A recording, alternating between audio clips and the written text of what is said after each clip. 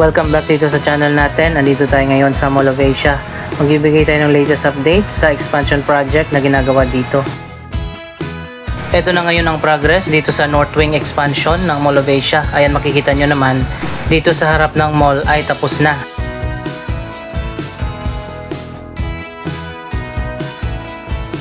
Para sa mga hindi pa nakakaalam, ang Mall of Asia expansion project ay magdadagdag ng isang floor dito sa North Wing at South Wing.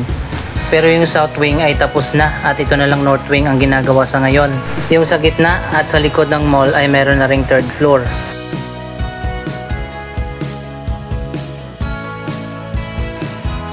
Kung ano yung design dito sa harap sa South Wing, ganun din ang design dito sa North Wing ng mall.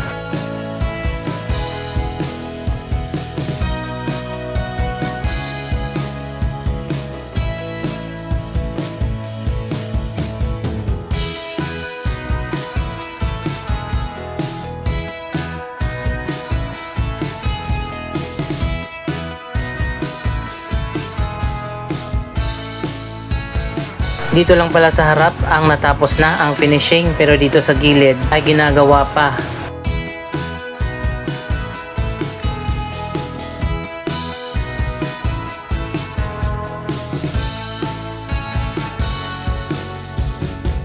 Pero patapos na rin yan at finishing na lang ang kulang.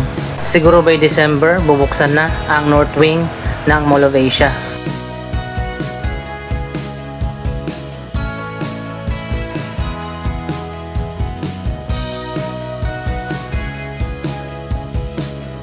Pupuntahan naman natin yung iba pang mga ongoing developments dito sa Mall of Asia.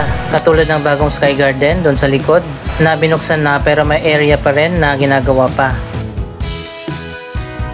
Ang football stadium naman na patuloy pa rin na ginagawa sa taas ng mall. May mga Christmas decorations na rin tayong nakikita dito sa labas ng mall. Lalo na siguro dyan sa loob, tingnan natin ang Christmas display ng Mall of Asia.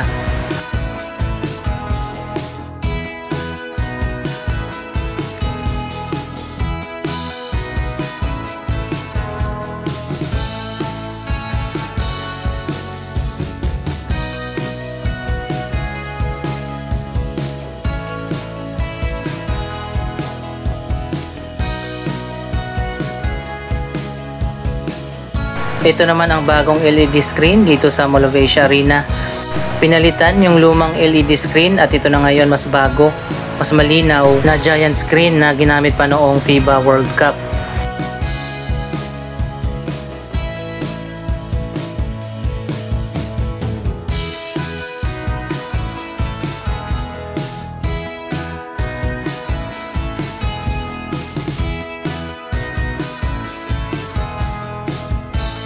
Patuloy pa rin ang pagdagsa ng mga tao dito sa Mall of Asia kahit na sobrang aga pa lang at kabubukas pa lang ng mall. Andito na tayo sa loob. Ayan, makikita naman natin meron na nga mga Christmas display at decorations dito sa loob ng mall.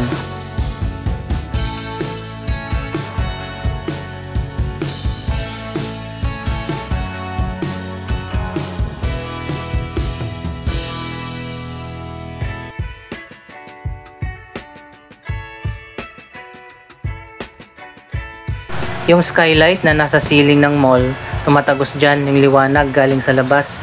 At dito nga sa baba kitang-kita natin yung mga Christmas display na karamihan ay mga giant na Christmas balls.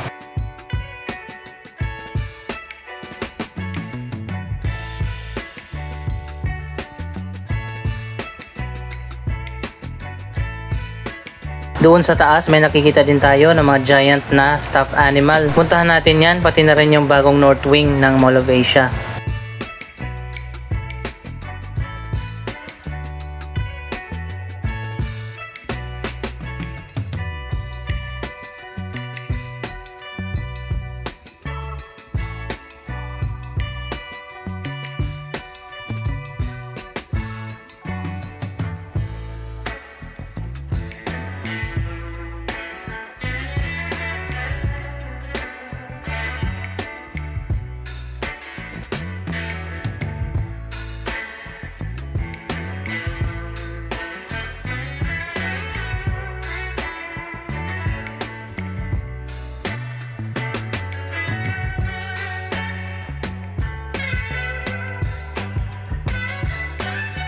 Dito naman sa baba, mayroon ding isang giant na stuffed animal.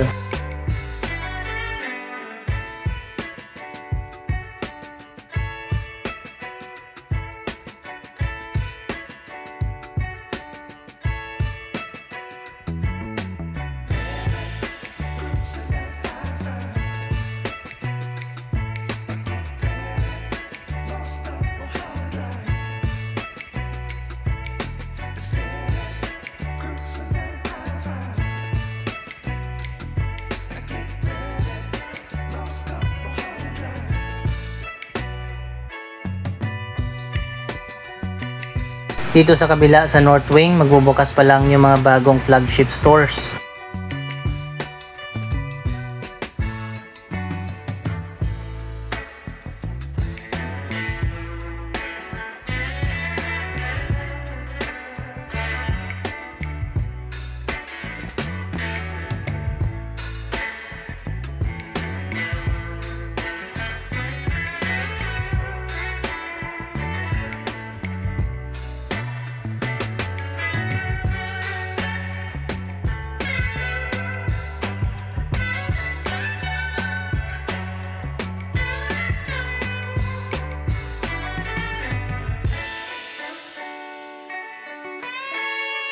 Sarado pa nga yung area na ito kasi ginagawa pa. Full glass windows na pala yung makikita natin dito mula sa ceiling hanggang dito sa baba sa main entrance ng mall. Meron pang nakabalot dito, siguro giant Christmas tree na bubuksan pa lang.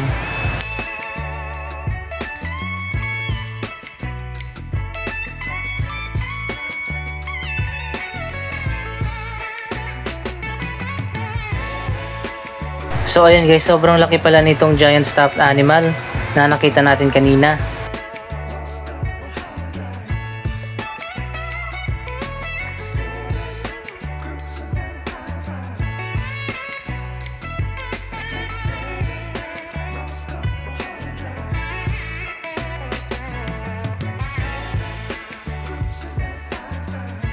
Maganda talaga kapag glass windows ang mga buildings at mga mall, pumapasok yung natural light mula sa labas.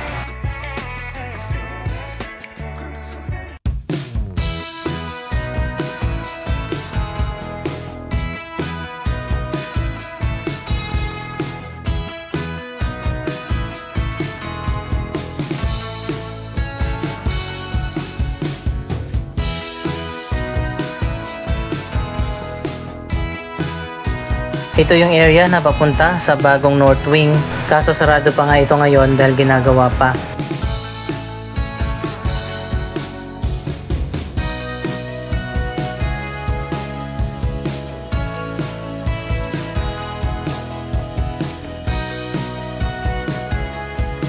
Kung matagal na kayong hindi nakapunta dito sa Mall of Asia, malaki na ang pagbabago dito sa loob ng mall.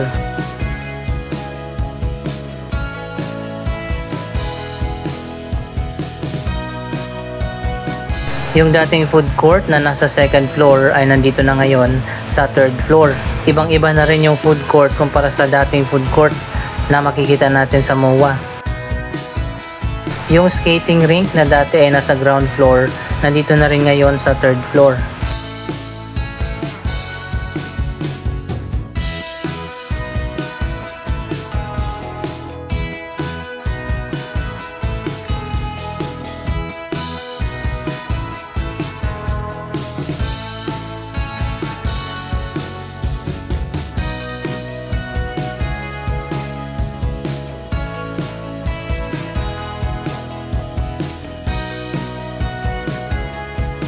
Meron na pala ditong giant Christmas tree na punong-puno na ng mga Christmas decorations. Sa lawak ng Mall of Asia, hindi lang iisa na Christmas tree ang nilalagay nila dito. Pero ang pinakamalaking Christmas tree talaga ay nandoon sa seaside.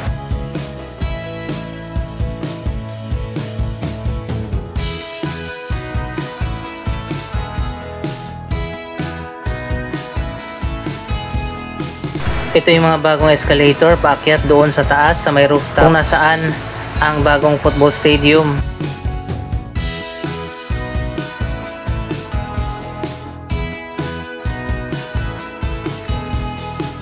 Andito na tayo ngayon sa likod at tingnan naman natin ang bagong Sky Garden. Meron ditong malaking signage kung saan pwede kayo magpa-picture dito. Nung opening ng Sky Garden, meron ditong mga giant bear pero nawala na.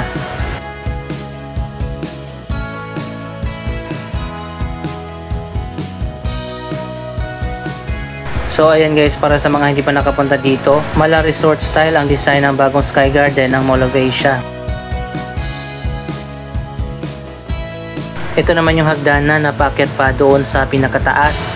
Pero sarado pa ngayon dahil ginagawa pa dyan sa taas yung Sky Park at Stadium.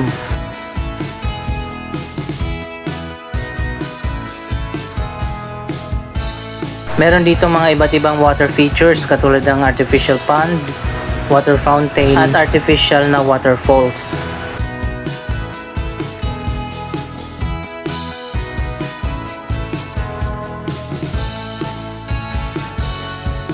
Mula dito sa Sky Garden sa taas, kitang-kita naman natin ang Mall of Asia Reclamation Project na kakasimula pa lang. Pero napasama ito sa pinatigil ng DENR ayon na rin sa utos ng Malacanang para pag-aralan muna yung magiging epekto ng lahat ng mga reclamation projects sa Manila Bay. Kaya ayan, makikita naman natin nakatenga o tigil muna ang construction ng lahat ng mga barko na naghuhukay at nagtatambak ng lupa dito sa Manila Bay area.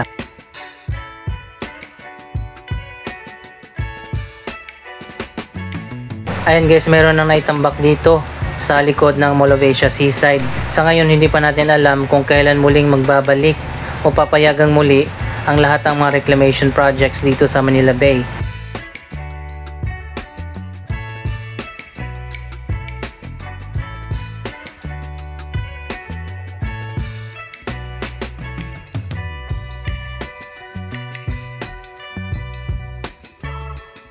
Bukod sa mga water features, meron ditong mga sitting areas at mini garden.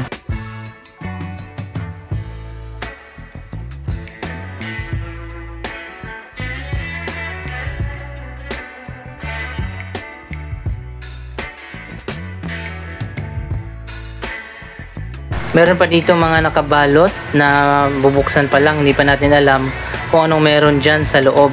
Isa pa yan sa abangan natin kung anong surprise ang ipapakita ng Mall of Asia.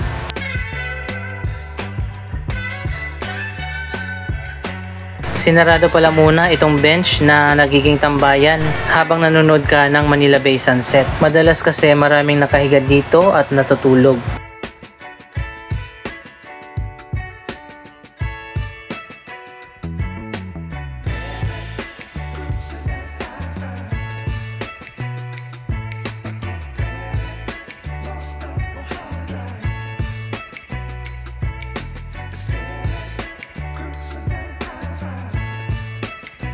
Dito naman merong mga artificial pond at mini garden.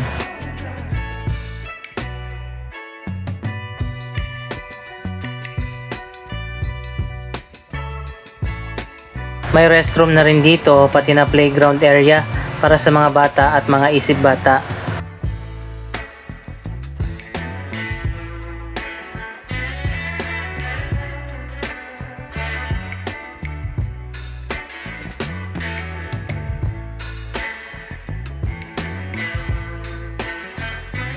Marami pang mga sitting areas dito sa likod habang nanonood ka ng Manila Bay sunset.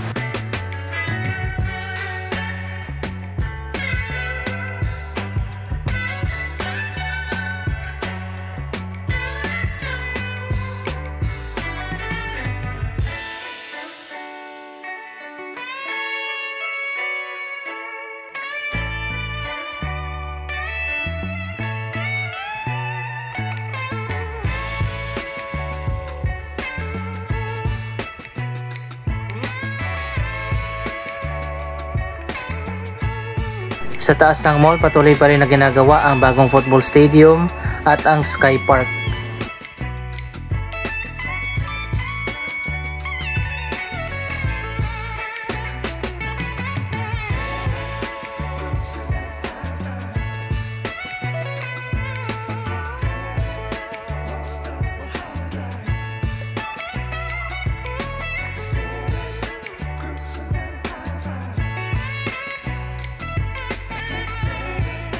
Anong masasabi nyo sa mga bagong development na ito? Mag-comment lamang dyan sa baba ng inyong mga reaksyon.